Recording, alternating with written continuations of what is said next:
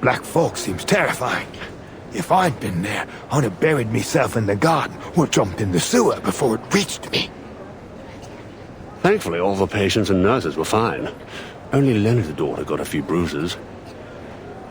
But what a shame it is that the building was ruined. It was 300 years old, you know. The stained glass alone was a masterwork.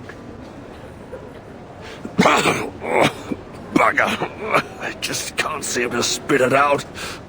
I feel like my chest's on fire. Take this medicine 3 times a day, and you'll feel better tomorrow.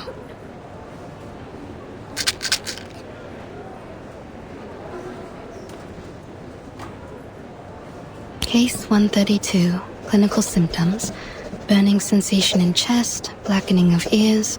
Quite different from a regular tuberculosis patient. Maybe this is a different disease altogether. Damn this black fog. Qualifiers are cancelled, fairs closed down. Even Cross Street's been cordoned off. To see the posters of the athletes all covered up with fires, it's utterly hopeless. Workers are striking again, just like the old days. They seem to be the only ones who dare to go outdoors. Although, since so many have lost their jobs, I suppose they don't have any reason to go out anymore. What are you doing, Ms. Tooth Fairy? Collecting saliva samples to put in Petri dishes. I want to see what will grow.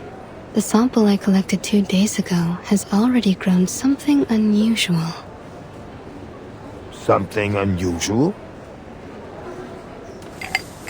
A ball of black fog, weaker than the one I met in the alley. Its existence is unstable. Its form changes daily. It doesn't appear to have any self-consciousness, but that critter in the alley was definitely intelligent. Huh. This thing. It looks like the illustration in the old book I read to me son. I can't quite remember the title, but it does mention a creature like this. A creature like this? Oi, Miss Tooth Fairy!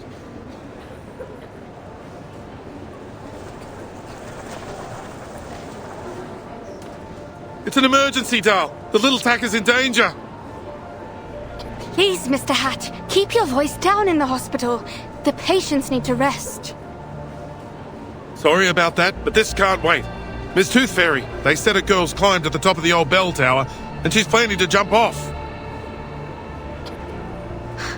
A girl? You mean... Yeah, Flutterpage.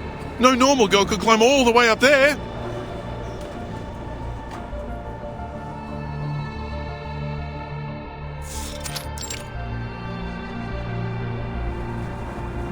Oi, girl! Get down! It's dangerous up there!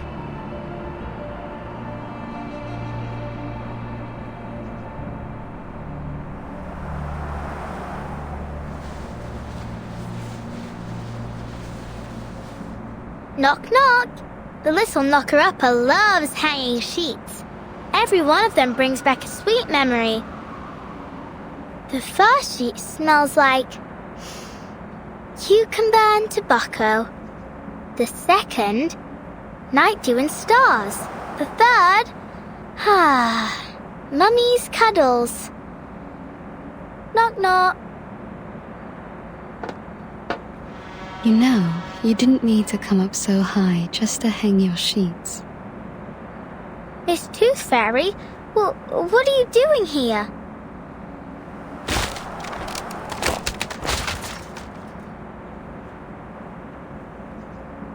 I wanted to ask you the same thing. I'm having some quiet time in my secret base. Off you pop. We'll meet up later.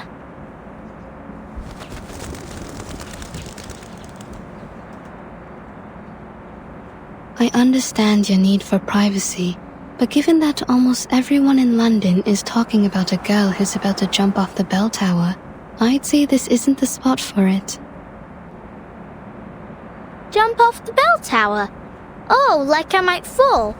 Don't worry, I'll be fine as long as the wind's blowing. I'll ride it all the way to, Australia? Yeah, Australia. They must be preparing for the finals there.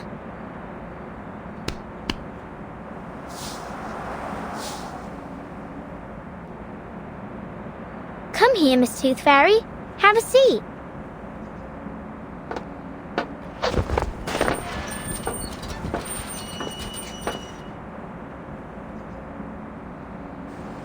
Come on, Liberty!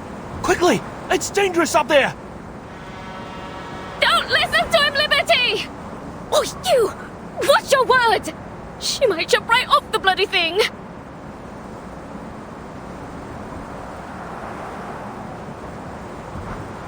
Why?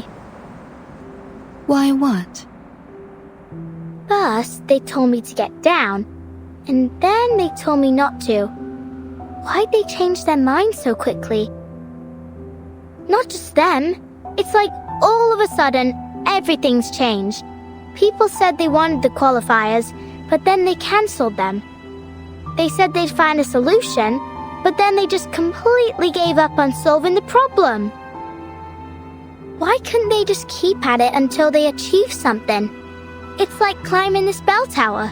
You've got to push through and keep going until you reach the top. Otherwise, you'll never get to enjoy the view. Maybe they...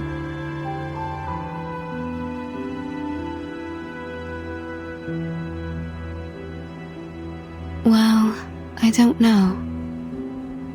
Miss Tooth Fairy, I think I did something wrong.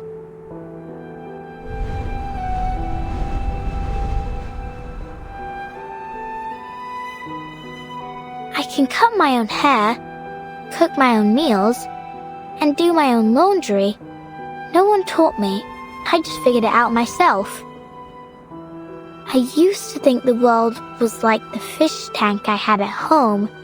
No matter how many questions I had, the answers were all inside, just like the fish swimming in there. I was patient too. I'd take the fish one by one and carefully look them over. And I wouldn't stop until I checked every scale. Yep, every single one. Well, unless Mum and Dad scolded me. Actually, sometimes I couldn't figure out why they hit me. I just had a lot of questions, and I wanted to know the answers. Anyway, now I've learned the truth about the world. It's different from what I imagined. I thought it was a round tank, but it was actually square. I thought there were goldfish swimming inside, but actually they were pinching crabs and chomping sharks. Sometimes even just pieces of rubbish. The round tank only existed in my mind, and all the answers I found were nothing, just my imagination. And what's worse is that I hurt others with my imaginary answers. You mean Miss O'Hagan? I let her down.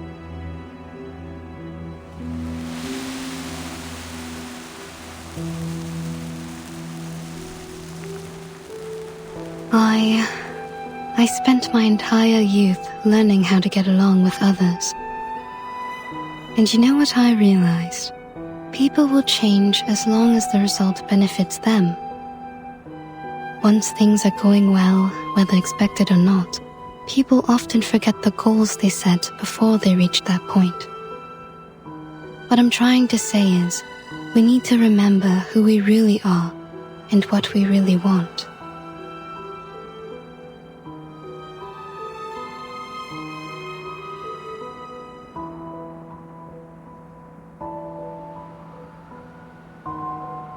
Miss Willow must have known what she really wanted. Otherwise, she wouldn't have become the youngest floor ritual record holder of the century.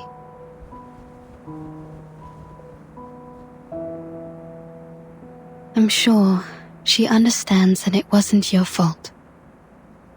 You didn't hurt her. In fact, you didn't hurt anyone. You just need to look at the fish tank in a new way.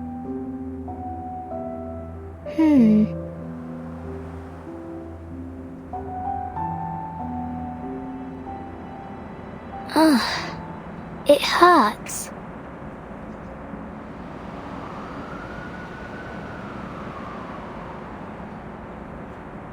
What's wrong? Let me take a look.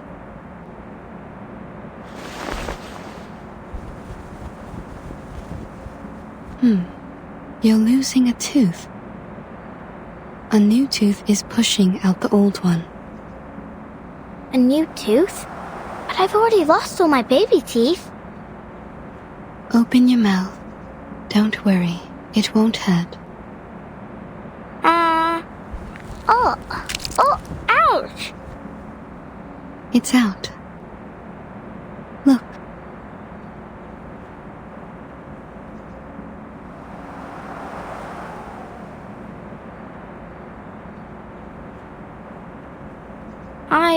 I thought I didn't have any baby teeth left. Well, you don't anymore. This was the last one.